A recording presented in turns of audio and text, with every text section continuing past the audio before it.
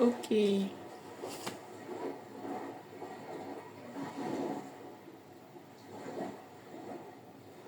Ok.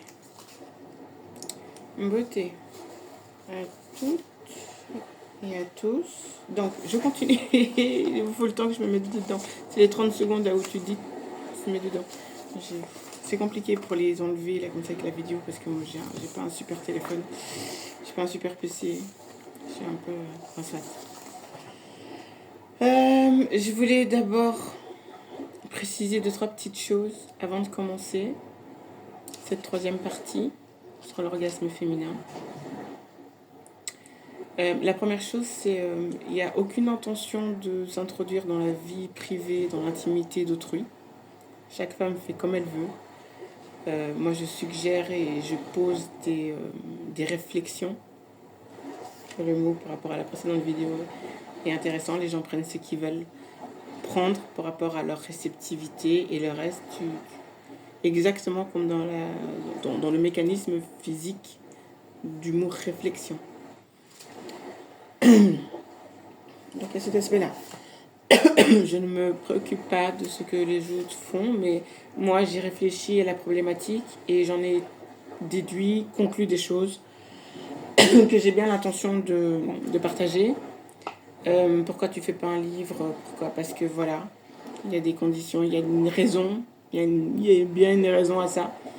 L'objectif ici, c'est pas de m'accaparer des informations, mais c'est de faire en sorte qu'un maximum de gens l'aient. Donc, si toi tu relais l'information et puis ensuite tu prends cette information, que tu arrives même à en faire un livre, à faire ton propre contenu parce que tu sais que tu as une plus grande audition de... Ça m'arrange tout autant. C'est parce que ce ne sont pas mes informations. Je vais peut-être mettre un peu moins fort parce que j'avais fait la vidéo sur, sur l'Australie où le volume était un petit peu trop élevé. Donc cette première précision, parce que on parle pas de démographie sans parler de sexualité et on fait pas de la sexualité n'importe comment. Voilà. C'est de la logique que j'applique à travers mon propre parcours en tant que femme et mon propre parcours en tant que maman. Je me permets de le partager parce que ma vie l'a démontré. Peu importe la situation dans laquelle je suis, finalement, mon lien maternel a démontré que ce que j'ai conclu des choses que j'ai étudiées s'avère être vrai. Voilà. J'ai observé le lien parent-enfant par rapport à d'autres personnes. J'ai étudié des choses, donc des données qui sont invariables. Maintenant, voilà, selon l'interprétation qu'on en fait, j'en ai conclu des choses.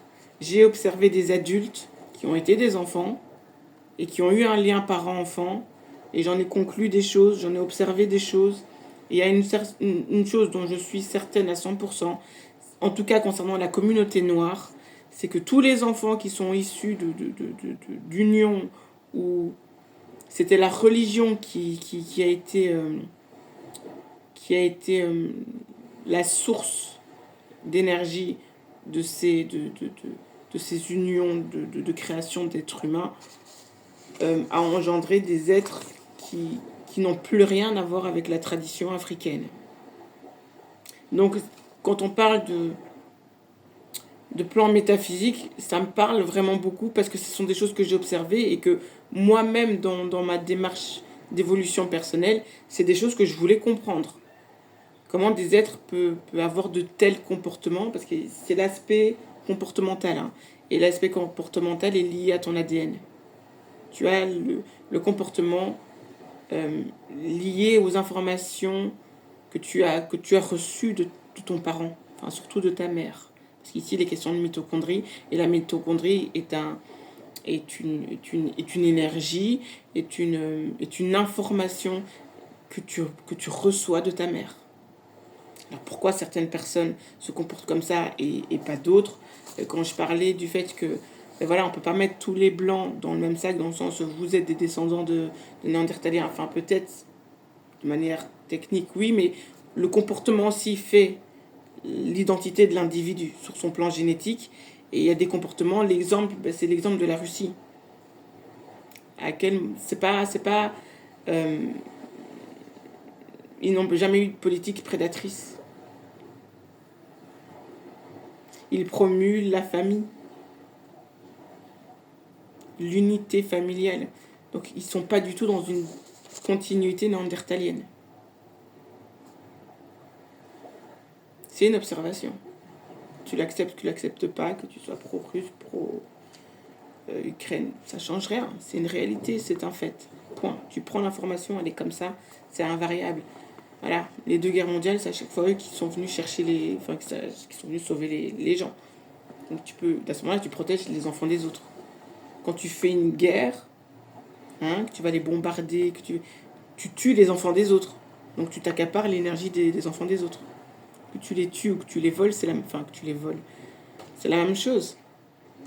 Tu empêches l'avenir de ce peuple. C'est l'objectif. Comme j'ai dit, le code noir, quand j'ai fait la vidéo sur le code noir, en essayant de comprendre un peu les articles, les comparer à ce que les gens appliquent dans leur comportement aujourd'hui. Donc ça veut dire ce qu'ils ont intégré de ces lois comme étant des informations qu'ils vont transmettre ensuite à leurs enfants. Il y a ça aussi. Donc, je continue. J'avoue que là, je commence un peu à m'égarer. Je peux pas. Parce que ici, je fais la lecture du truc. Donc, autre précision. Je voulais préciser aussi... Attends, ici, il faut que je reprenne parce qu'il va falloir que je prenne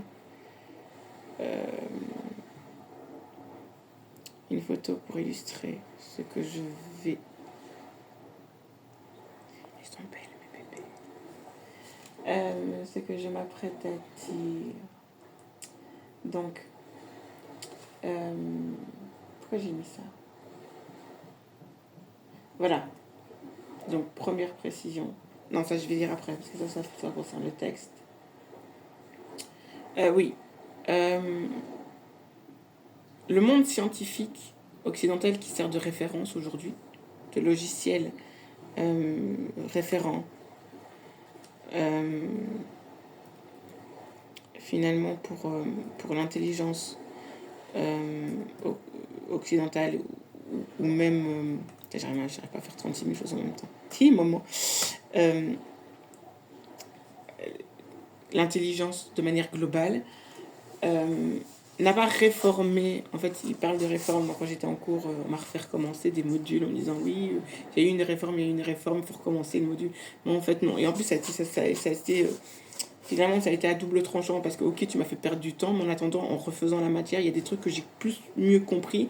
Et du coup, j'ai approfondi ces sujets-là, je les ai décortiqués et développés pour emmener à avoir les conclusions que j'ai aujourd'hui, que je partage maintenant. Donc finalement, ça n'a pas été dans leur intérêt.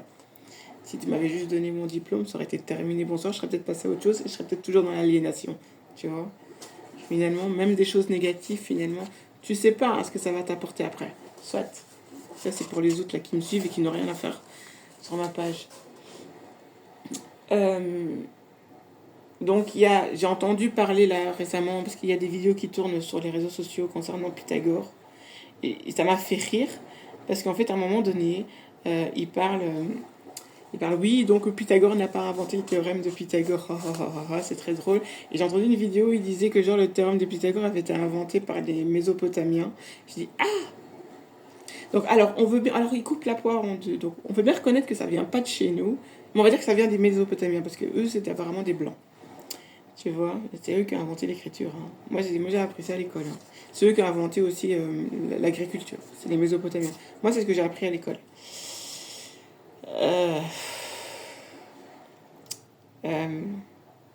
Je voulais montrer donc la photo. Oui, ici, je suis dans les photos. Je vais vous montrer un truc que j'ai trouvé au Louvre la dernière fois que j'y suis allée, et donc du coup qui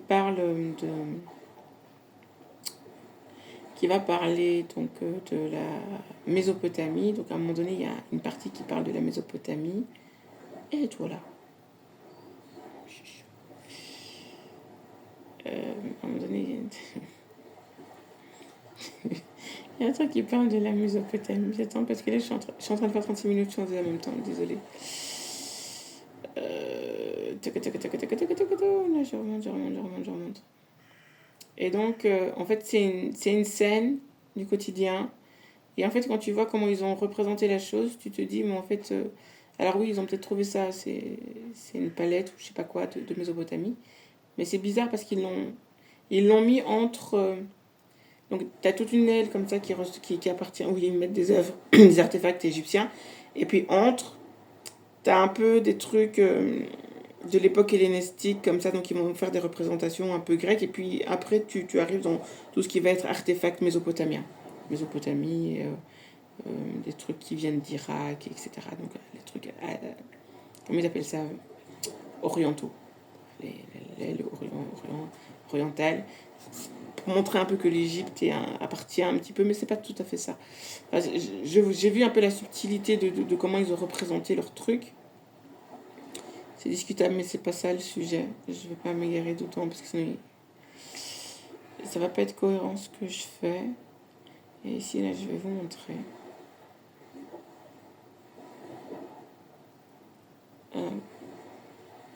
C'est là.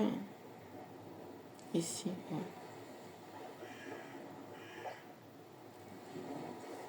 Est-ce qu'on voit bien? Allez, toi aussi. Aïe, aïe, aïe. Pourquoi c'est flou comme ça? Ok, donc je vais vous montrer. Donc c'est une palette mésopotamienne. Donc je lis d'abord. Donc c'est une maquette d'un lieu de culte dit de site Bamshi ou cérémonie du lever du soleil. C'est pas la culture c'est des descendants de Ixos, etc. Ils ne sont pas le culte du soleil. Donc tu vois bien qu'il y a un emprunt, quoi. Donc ça date du XIIe siècle avant Jean-Claude. Et donc, tel de l'acropole, donc inscription en élamite. Il dit quoi? Non, fils de je sais pas quoi, serviteur aimé de je ne sais pas qui, roi d'Anzan et de Suzée, agrandisseur du royaume, protecteur de l'Élam. J'ai confectionné un lever de soleil en bronze, soit. En fait, il n'y a pas. Et donc, je vous montre. Donc, déjà, même juste la façon de représenter la chose, tu vois bien que c'est du copier-coller en fait de ce que les Égyptiens représentaient. Parce qu'il y a plein de petites. Ça, la première fois que je suis allée au Louvre, j'en ai vu plein. Et je me suis dit, il faut que je retourne au Louvre pour voir ça. Et les 3-4 fois que j'y suis retournée, je les ai pas vus. Mais il y a une aile que j'ai pas encore fait.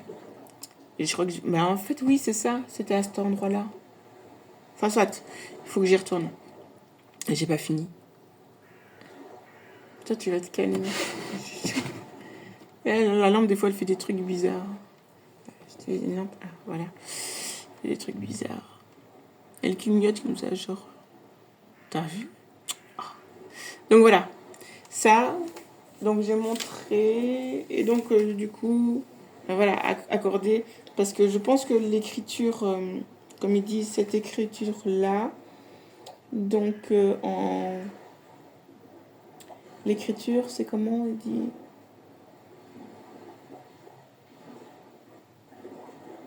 En élamite. Donc l'écriture élamique, en fait c'est un dérivé qui va donner ensuite l'écriture hébraïque. Enfin soit. Pour dire, enfin c'est dingue quoi. Donc voilà, ils commencent petit à petit à accepter et à reconnaître qu'en fait ce ne sont pas leurs intellectuels grecs qui ont créé donc leur théorème. Parce que je pars du principe que, enfin, là ici, là, juste l'élaboration des calendriers t'oblige à avoir des notions mathématiques. Si ces notions de théorème, tu les as pas, tu peux pas construire ça. C'est juste pas possible. On fera l'étalage, mais il y a aussi donc du coup la construction de l'architecture, la construction des temples, comme j'expliquais dans la vidéo précédente, j'ai montré des temples de pyramides à degrés qui sont faits dans les Amériques, qui sont sur l'alignement de temples égyptiens.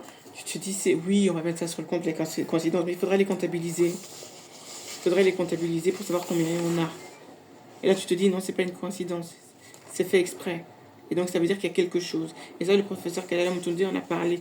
J'ai vu des extraits de certaines de ses conférences où il l'explique. Donc, en fait, c'est le système nerveux de la Terre. Et donc, comme un système nerveux, tu as un flux énergétique. Et ce flux énergétique, tu peux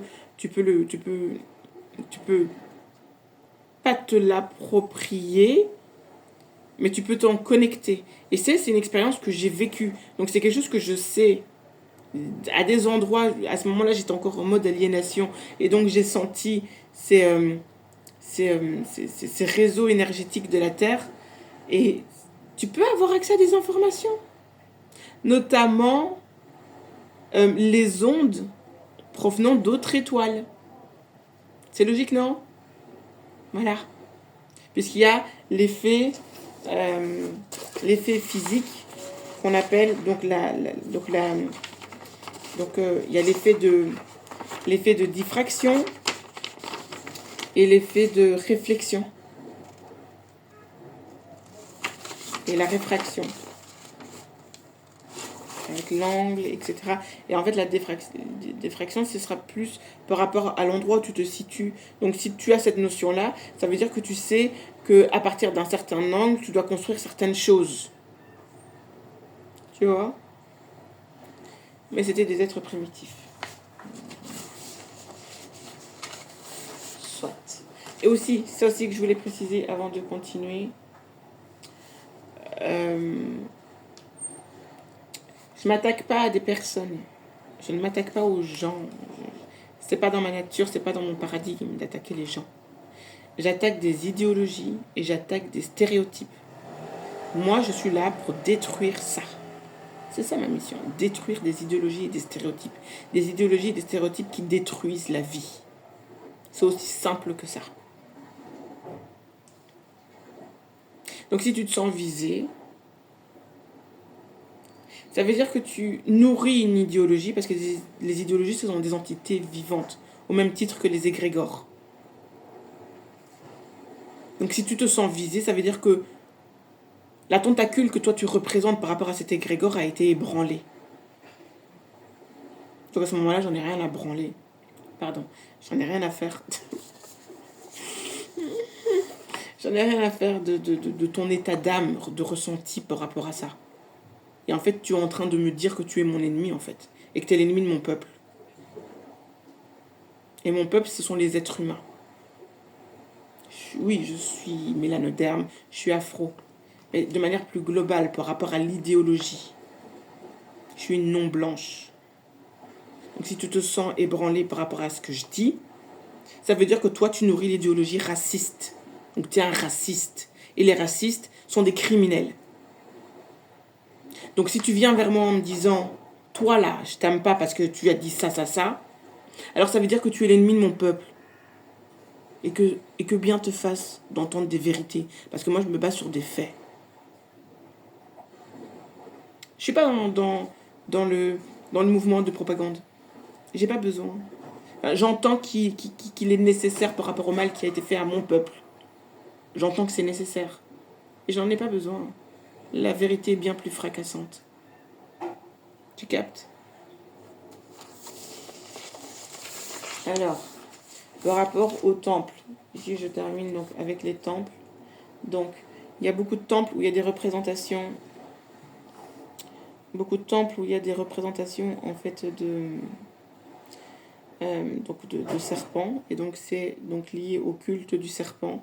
C'est pour ça que les temples en Égypte sont avec des piliers en forme d'Hathor et qu'on dit qu'elle a des yeux de serpent.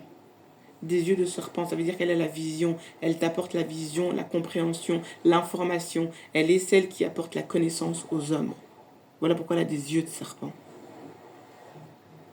Tu vois? Parce que si tu regardes le fonctionnement, donc la physiologie, je ne sais plus si c'est ce terme-là ou pas, du serpent, le serpent, il ne voit pas avec ses yeux. Il ressent. Il y a tout ce mécanisme visuel du serpent qui est super important à comprendre et à visualiser. Le serpent ne voit pas avec ses yeux. Il fait le... Il fait ça. C'est avec ça qu'il voit, en fait. Il voit à travers donc les phéromones et ton énergie euh, calorifique, c'est ça? Oui, calorifique. Donc ton énergie, ta chaleur en fait. L'énergie de ta chaleur. Et c'est comme ça qu'il s'est détecté, c'est comme ça qu'il sait se mouvoir à travers, tu vois, l'espace. Donc quand il va repérer une proie super loin, parce qu'il y aura toute son énergie infrarouge qu'il va ressentir. Et donc comme ça, il peut s'orienter. Mais il ne voit pas avec ses yeux. Donc quand on dit que Hathor a des yeux de serpent, c'est ça que ça signifie. Elle représente l'énergie de la chaleur.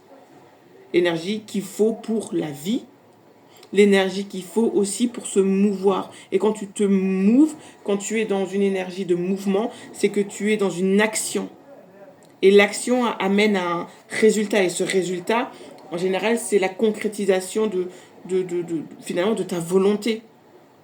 Regardez comment se développe un enfant. Il doit avoir l'envie de se mouvoir.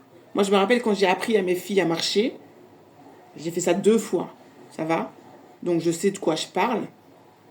J'ai appris à mes enfants à marcher. Et je sais les mécanismes que j'ai dû utiliser pour apprendre à mes filles à ne serait-ce vouloir ramper.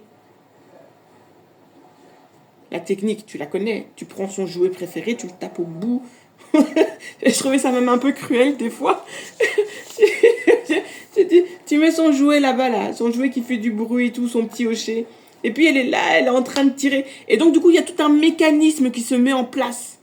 Et là, elle commence à comprendre que bouger ses bras comme ça et tout, elle avance pas.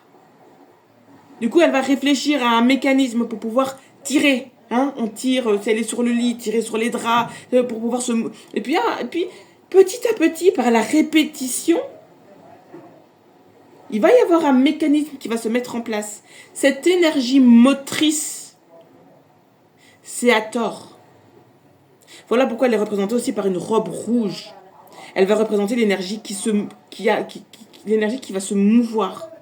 Et c'est l'énergie infrarouge, l'énergie calorifique, l'énergie de la chaleur. C'est la raison pour laquelle on dit que tu es en vie, parce que tu es chaud.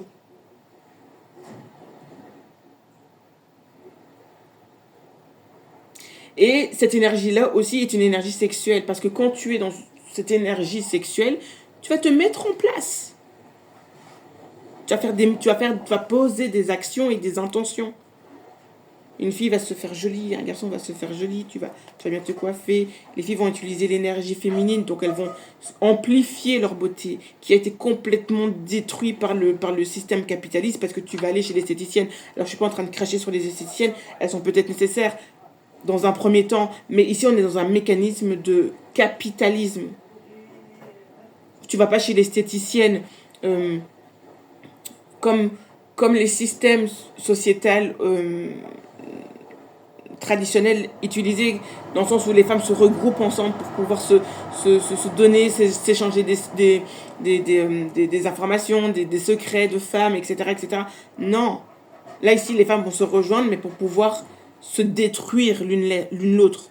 L'une va aller chez l'esthéticienne parce qu'elle va considérer que l'esthéticienne est son valet. Ou l'autre, l'esthéticienne, va avoir ce côté intrusif, c'est-à-dire qu'elle va avoir sa cliente, mais elle va prendre des informations, va s'instruire pour ensuite aller cracher son venin. C'est ça, hein. Moi, j'appelle ça, moi, j'ai tout regroupé, tout ça, là, tous ces comportements-là dans le syndrome Blanche-Neige. Et je l'ai vu, j'étais en cours d'esthétique. Et maman, c'est les pires cours que j'ai vécus. Tu vois, parce que ces mécanismes-là, ils sont depuis l'adolescence, depuis les cours de récréation. C'est impressionnant comme quand tu mets 20 meufs dans une même pièce, comment ça peut partir en vrille. Ça, c'est les mécanismes occidentaux. Et le problème, c'est que les femmes mélanouves commencent à faire la même chose. Et elles sont plus vicieuses que les lécodermes. Vraiment, c'est une dinguerie. Ça, moi, je traîne toute seule, j'ai pas de copine. Faut arrêter ça maintenant. C'est fini, j'ai vécu des dingueries. Des putains de dingueries. J'ai pas de copine. On peut être collègues. On travaille dans la même direction. Nos énergies vont dans la même direction. Nos cœurs sont aux mêmes endroits. Mais je suis pas ta copine. Terminé. C'est une perte d'énergie. Voilà. Ça, c'était ma petite remise à niveau pour que les choses soient claires. Et donc, du coup, je voulais parler du serpent, donc, qui est lié donc, à l'énergie de la chaleur, cette énergie qui est aussi l'énergie sexuelle. Et cette énergie sexuelle, donc, qui va te mettre en mouvement. Donc, il y a tous ces mécanismes-là que l'humain va mettre en place. Mais que l'humain, c'est pas que l'humain, c'est que l'être vivant va utiliser. Parce que les animaux utilisent les mêmes techniques. Les animaux utilisent les mêmes techniques. Que ce soit le mâle ou la femelle. Et le monde animal est même encore plus cruel pour le masculin que le monde, que le monde des humains. Parce que le monde animal, lui, chipote pas. Il n'y a pas de réputation, il n'y a pas de... Ça ne fonctionne pas comme ça. Le seul objectif qui est un critère du vivant, c'est la survie de l'espèce. Donc tu ne peux pas rentrer dans ces mécanismes de manipulation. Et j'ai entendu des propos de propagande LGBT qui parlaient du fait que oui, il y a des animaux qui sont homosexuels. C'est des conneries. Ça ne fonctionne pas comme ça. Ou genre les hippocampes, c'est le seul être vivant qui peut porter des bébés. Non, ça aussi c'est de la propagande LGBT. Le mécanisme de fécondation se passe uniquement dans le corps du féminin et c'est pas pour rien. C'est une loi cosmique. C'est ça que j'essaie de déchiffrer, d'expliquer. Ce sont des lois cosmiques. Tu vas rien faire et tu vas rien changer à ça. Les plantes fonctionnent de la même manière. Les végétaux fonctionnent de la même manière avec les plantes à fleurs. Le pollen et tout ça. Les fécondations, etc.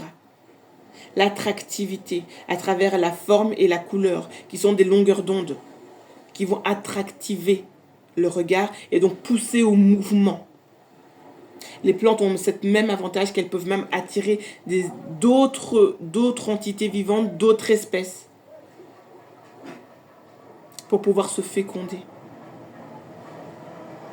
C'est le système de pollinisation des abeilles, même des oiseaux. Hein, je crois que c'est... Comment ça s'appelle? Je crois que c'est le martin. Le colibri. Le colibri. Qui, en allant boire le nectar de certaines fleurs, va permettre leur fécondité. Parce qu'à force d'aller d'une fleur à une autre, va permettre ça. L'être humain, il a ce genre de comportement, mais c'est pas pour la même chose. Et ça n'apporte pas en tout cas, ça n'apporte pas le même résultat. Donc la mitochondrie va surtout avoir un rôle lors de la division cellulaire qu'on appelle la méiose, qui va être la création de gamètes sexuels. Le terme est peut-être pas bon, parce que ce mot gamète, il m'emmerde. De cellules sexuelles. On va faire simple. La création de cellules sexuelles qui va permettre la survie de l'espèce. Donc la mitochondrie est plus que primordiale.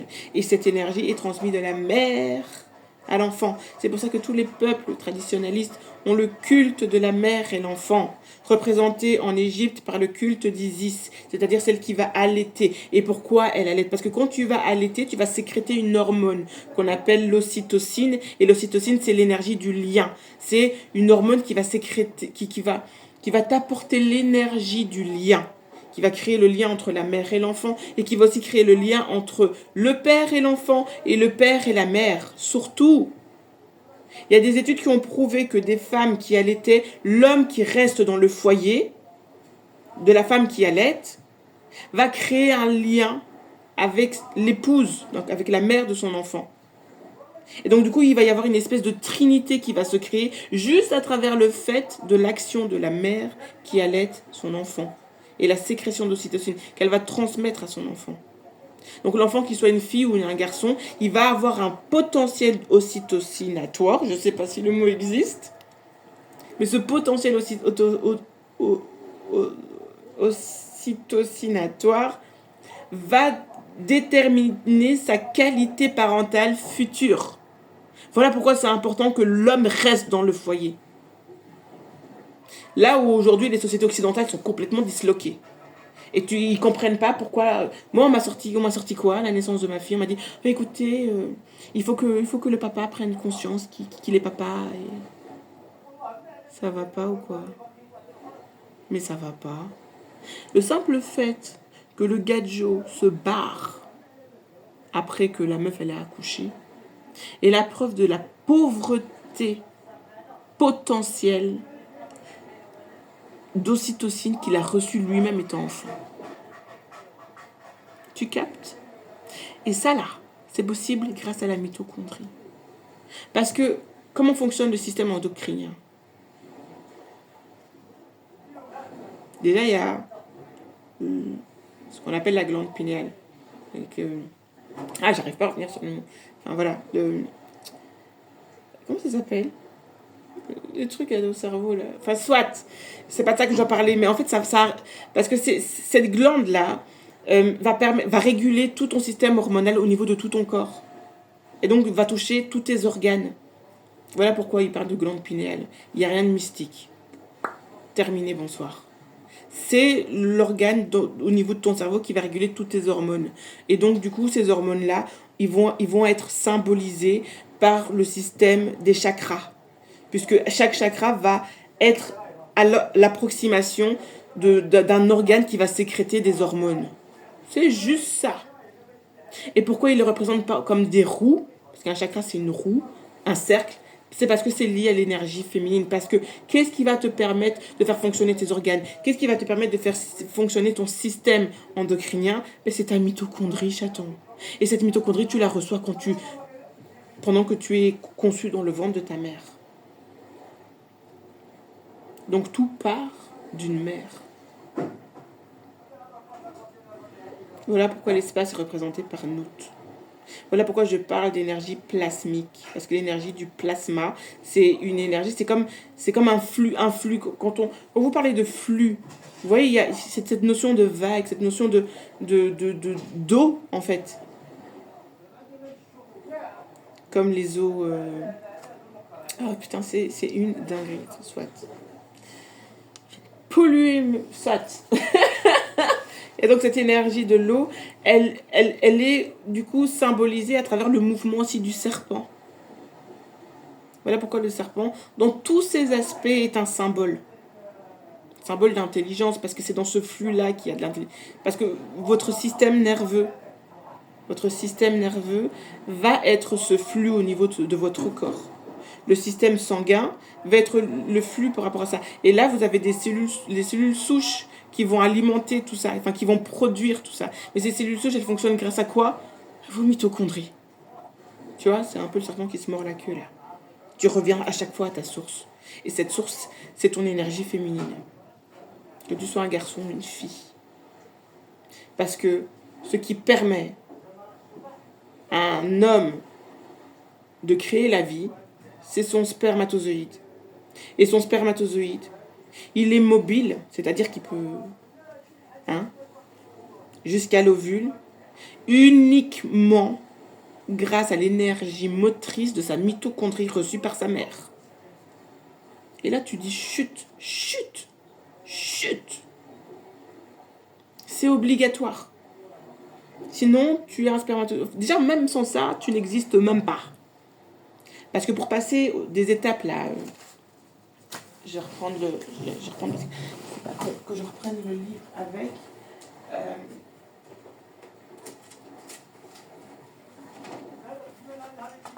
Donc le simple fait que tu passes. Alors il est où ce chapitre? J'aurais dû mettre une languette. Voilà. Ouais, il y en avait une.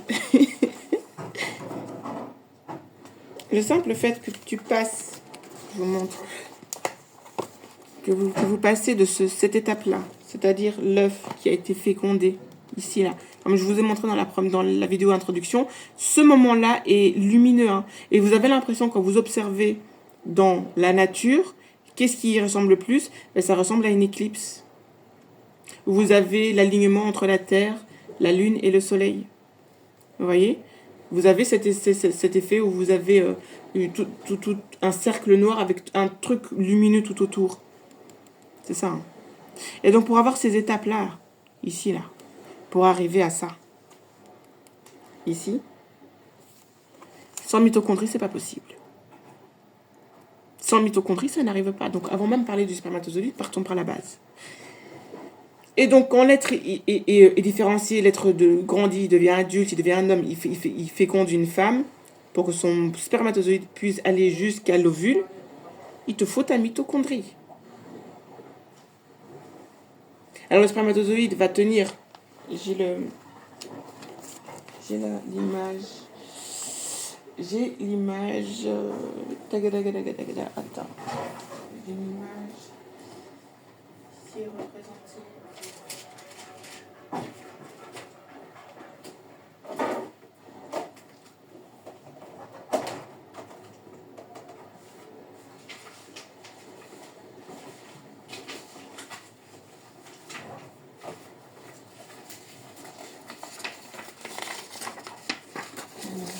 Ici, l'image. Elle est ici. Alors, je vous montre. Donc, vous avez ici. Donc, vous avez ici, donc c'est le noyau avec le patrimoine génétique donc du nucléaire. Donc, le patrimoine reçu de la mère et du père. Et du père, c'est ça, hein? Ouais. Et puis ici, vous avez la mitochondrie. Ceci. Vous voyez ça là? Ce sont les mitochondries. Et ça, c'est ce qui permet au spermatozoïde de pouvoir se mouvoir. Sans ça, il ne sait pas bouger.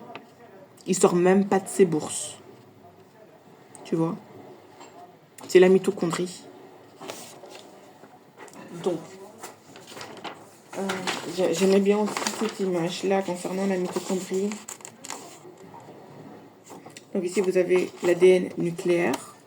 Donc, il vous faut 2 individus pour créer un individu, 2 individus pour créer un individu. Donc ici, vous allez dans ce sens-là pour créer un individu. Et en fait, ici, vous avez en comparaison l'ADN mitochondrial qui, lui, ne se transmet que de la mère à l'enfant. Vous voyez? Et donc, ce sont ces 2 ADN-là qui va constituer l'être vivant, puisque les plantes et les animaux sont constitués de la même manière. Les plantes, les animaux ont aussi des mitochondries. Et la mitochondrie des plantes, c'est ce qui va permettre la photosynthèse. Sans mitochondrie, les plantes ne fabriquent pas ne font pas la photosynthèse et donc ne fabriquent pas d'oxygène. Voilà à quel point la mitochondrie est importante. Et la mitochondrie met un terme radical concernant le racisme scientifique, concernant les populations noires, mélanodermes. Parce que c'est ta mélanine qui va donner la qualité de ta mitochondrie. Voilà. Mon introduction de la 3e partie est faite. On va commencer la lecture. Je sais même pas, parce que je sais qu'à un moment donné, j'en ai parlé dans une de mes vidéos, mais j'ai effacé les vidéos que j'ai fait l'année passée. Du coup, je sais pas si je les ai toujours dans les vidéos que j'ai là maintenant. Donc, le rôle connu des mitochondries dans la reproduction. Je vais mettre en barre d'infos le site, je ne l'ai pas retrouvé. Donc, c'est rédigé par Françoise Josen, donc d'une école à Lyon, à partir de mitochondries et reproduction, un article de Pascal May-Panlou, Marie-Françoise Chrétien, pardon, Yves Malthierry et Pascal Reyné, paru dans Médecine Sciences de 2004. Donc, je commence la lecture. Et puis après, j'ai l'impression d'avoir déjà lu. Soit. Je le lis comme ça reste vraiment. Et c'est bien englobé dans le processus de compréhension que je veux apporter. Parce que vous allez me dire, ouais, elle parle du système. Faut pas se méprendre par rapport à la précédente vidéo concernant le système stellaire. Je voulais juste, en fait, comparer le corps du féminin qui est l'identique réplique des lois cosmiques. C'est ça le lien avec l'orgasme féminin. Donc ça veut dire que comprendre le mécanisme de l'espace permet de comprendre le mécanisme du corps féminin. Là où la plupart des hommes ici, surtout dans la société patriarcale capitaliste, disent genre les femmes on les comprend pas, les femmes viennent de Vénus, les autres de je sais pas d'où. Non, rien à voir. Et ça, les anciens l'avaient bien compris. C'est pour ça qu'on parle d'une déesse mère. Et ici, je voulais faire le crochet avec le serpent parce qu'il y a la Kundalini. La déesse Kundalini qui représente en Asie, en fait, elle est l'énergie motrice, l'énergie de la chaleur qui se love j'emploie les termes utilisés, qui se love le long de la colonne vertébrale. Pourquoi la colonne vertébrale? Parce que la colonne vertébrale, vous avez tout un système nerveux qui va régir tous les autres systèmes de votre corps. Et notamment permettre la motricité et qu'on appelle le système moteur. Je vais vous donner l'exemple avec les enfants. C'est pas anodin. Et donc, cette énergie qui va se lever le long de la colonne vertébrale, en fait, va créer une harmonie, en fait. Et cette harmonie, cet axe harmonieux, en fait, va permettre de vous donner une élévation spirituelle. Et la preuve, l'artefact qui me prouve que les ancêtres avaient déjà ça, déjà en Asie, vous avez tous ces temples qui représentaient aussi donc par l'énergie du serpent. L'énergie du serpent est très représentée. Il y a un temple même où on voit, il y a une représentation de ça. Et donc du coup, on voit même une représentation je crois que c'est de Shiva, qui représentait la création de Shiva. Et donc lui, on voit Shiva qui sort d'une porte, et on voit donc la porte, et au-dessus, on voit deux entités, donc les parents, et donc cet enfant qui vient.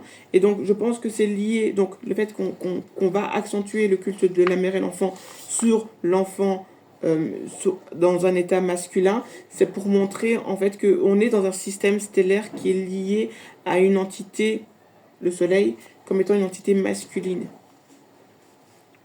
Voilà, mais c'est encore compliqué, il faut encore plus préciser, etc., etc. En Égypte, vous avez à chaque fois, je chez moi. Donc c'est le serpent là qui remonte, parce qu'en fait, quand on regarde bien les représentations donc des divinités ou même des pharaons, vous avez ce serpent qui remonte d'ici jusqu'à l'avant. Ce serpent là qui est représenté sur le front, il part d'ici, et vous avez cette partie-ci là. C'est là où se trouve au niveau du liquide rachidien et tout ce bordel au niveau de l'anatomie du corps humain. C'est là où vous avez les cellules souches. Donc les cellules qui ont construit les premières cellules, les cellules souches, c'est ça, hein. C'est les premières cellules qui ont été construites et qui vont du coup servir de référence pour la construction de toutes les entités cellulaires de votre corps différenciées. Ce sont des cellules qui peuvent se différencier dans n'importe quelle cellule de votre corps. Et elles se trouvent ici. Il y a une partie qui se trouve dans le système, dans les tissus osseux, au niveau du sang. Je crois que c'était dans les tissus osseux. Et il y en a une autre qui se trouve ici. Et c'est celle-là, en fait. Je ne sais pas si vous avez déjà vu le manga, la Attaque du Titan. C'est pas rien. Ici, il y a quelque chose ici d'important. Et moi, en fait, je l'ai expérimenté déjà de manière personnelle parce qu'il y a une sensibilité à ce niveau-là. Déjà, faites un massage là, tu vois. Et là, il y a tout ton corps qui se détend, c'est pas pour rien. Parce qu'il y a aussi le système nerveux périphérique. Je sais plus le nom. Là, les noms scientifiques, là, c'est pas ça. C'est pas le plus important. Le plus important, c'est comprendre le mécanisme. Et du coup, une fois que tu l'as compris, tu peux l'appliquer dans d'autres domaines. Parce que ce que nos ancêtres faisaient par rapport à la construction des choses qu'ils créaient, c'était répliquer les lois cosmiques de l'univers, les lois de la nature. Et c'est ça, les créations, les inventions, les innovations qui permettent d'évoluer la communauté. On parle pas de création, t'as créé le nouveau téléphone portable, quoi. On parle pas de ce genre de création-là. Le calendrier, c'est quelque chose qui est toujours appliqué aujourd'hui, toujours utilisé aujourd'hui. Tellement cette création a été capitale pour l'évolution de l'humain. Et même de la vie, puisque tu permets de perpétuer la souveraineté de l'être vivant à travers l'agriculture. Tu vois, je crois que c'est... Ouais. Donc, ouais. C'est ça, c'est le serpent qui se trouve au niveau du front. Donc, c'est le Wadjet. Et donc c'est une déesse cobra. Donc, voilà. Et en fait, c'est une déesse cobra. Et en fait, en Asie, on l'appelle Kundalini. Parce qu'en fait, elle part des lombaires au niveau du sacrum et qu'elle remonte le long de la colonne vertébrale pour revenir à l'avant du front. Et Il est où ce livre? J'ai trouvé ceci dans le livre de l'Amérique précoloniale. Il est où mon livre? Attends.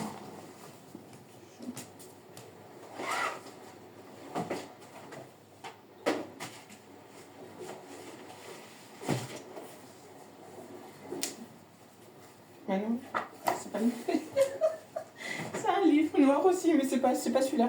Je l'ai tapé où? Ah, il est là.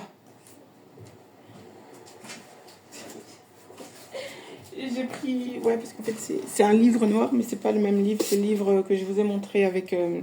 déjà avec la représentation, une stèle égyptienne où on représente la barque solaire avec Hathor d'un côté. Et en fait, ça parle de cette régénérescence stellaire. Vraiment.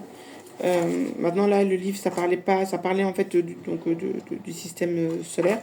Mais donc, je vais vous montrer parce que ce truc-là, en fait, il me fait caler de dingue.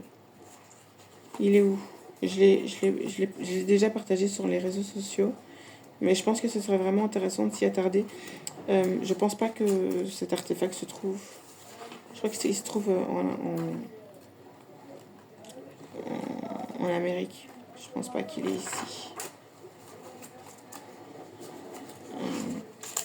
Donc c'est ceci. Ah, c'est peut-être celui-là. Donc voilà, ici vous avez donc déjà, pour moi, c'est un mélanoderme. Ici, c'est une palme. En fait, c'est comme une stèle, comme ça.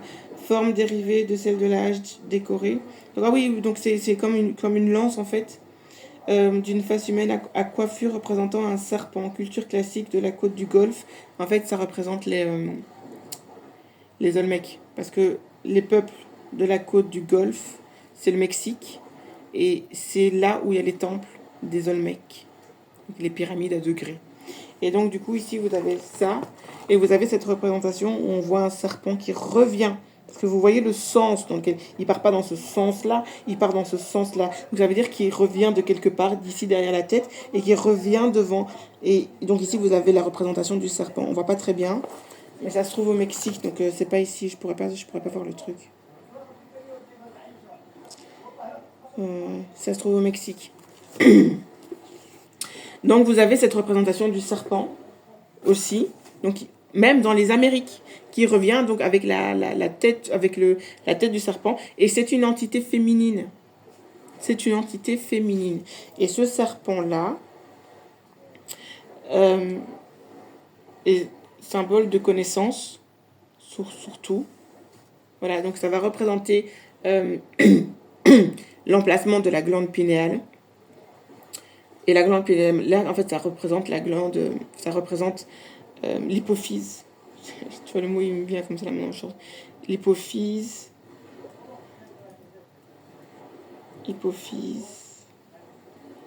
Hypophyse et hypothalamus. Voilà, sur le plan scientifique. C'est pas glande pinéale, c'est hypophyse et hypothalamus. Et donc, ça va réguler le système endocrinien qui est... où on peut le résumer à travers 7 organes. J'ai des représentations, mais je ferai un montage après, on verra bien. Et donc, du coup, il y a des organes spécifiques qui vont permettre ça, et dont les organes sexuels, donc les testicules et les ovaires pour les femmes, qui vont représenter le chakra de base, qui va représenter donc du coup l'énergie sexuelle, sur lequel la chaleur va faire monter, mais il faut équilibrer et il faut que ce soit aligné. Voilà. Donc, tout ça pour parler et pour dire que sans la mitochondrie, il n'y a rien de tout ça qui est possible. Parce que ton système endocrinien ne fonctionne pas si tu n'as pas de mitochondrie. Parce que le système endocrinien, c'est la transmutation d'une énergie électrique en énergie calorifique. Et l'énergie, c'est une information. Et l'information, ce sont les neurotransmetteurs. Donc ça veut dire que tu dois faire fonctionner tes neurones. Tes neurones, c'est une cellule. Et ta cellule, elle ne fonctionne pas sans la mitochondrie. Au moins, comme ça, les choses sont claires. En gros, sans ta mère, t'es... Soit, c'est pour ça que nous n'avons pas tous. D'où le fait de parler en début de dossier des Néandertaliens. Parce que ce qui a permis de comprendre les différences les différentes génétiques entre certains individus et d'autres, c'est leur patrimoine mitochondrial. D'accord? Ils le disent sur le site. C'est la mitochondrie qui a permis de déchiffrer tout ça. Et de comprendre que eux sont des descendants de Néandertaliens. Donc j'ai parlé donc les systèmes féminins, système masculin. J'ai parlé de ça. Et puis là ici on peut parler de la mitochondrie. Donc je vais peut-être couper parce que ça fait 50 minutes. Déjà. Ici comme ça je coupe. Donc j'ai commencé à introduire le fait que la mitochondrie est donc liée aussi à l'énergie électrique.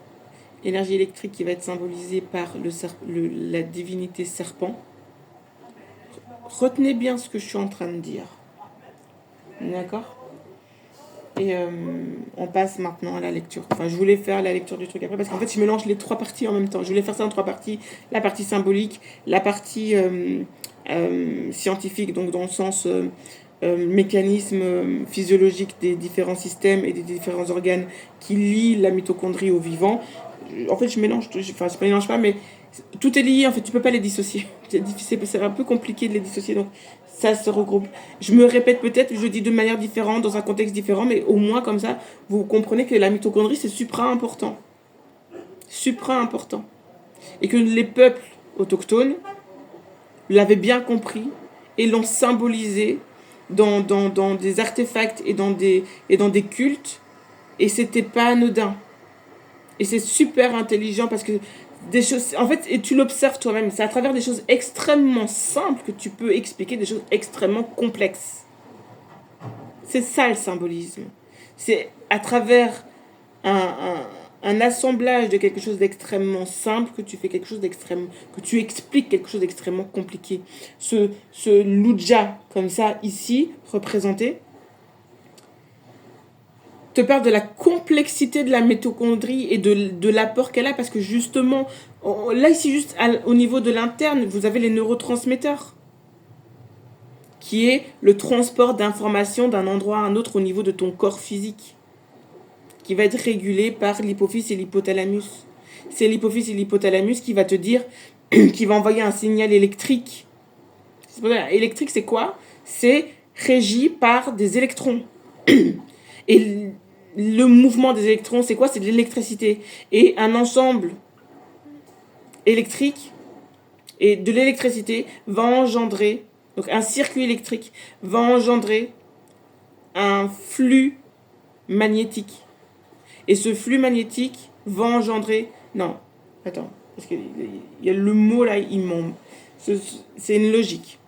Donc un système, donc un circuit électrique va automatiquement engendrer une énergie magnétique, donc un champ magnétique.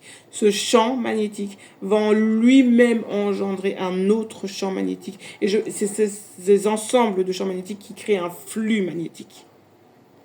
Donc, ce que je suis en train... Vous voyez là maintenant, en fait, ça m'a pris 50 minutes finalement pour le résumer, en plus les autres vidéos.